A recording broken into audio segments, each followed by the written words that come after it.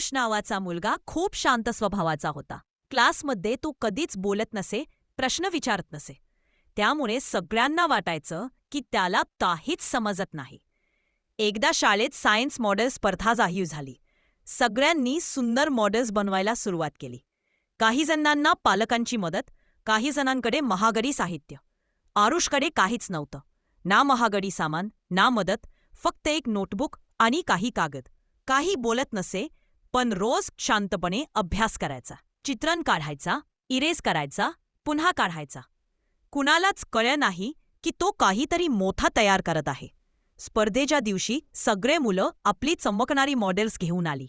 तिथे आरुषने एक साधं, छोटंसं पण खूप विचारपूर्वक तयार केलेलं मॉडेल ठेवले. पाण्याची बचत करणारी घरगुती यंत्रणा. पहिल्यांदा सर्वजण हसले, हे काय खेळण्यासारखं. पण जजेसनी जेव्हा ते मॉडेल चालवून पाहिलं, सगळे शांत झाले. ते साधं दिसतं होतं, पण त्याच्यात मोठा विचार होता. आणि निकाल आला, आरुष पहिला आला. सगळे थक्क झाले.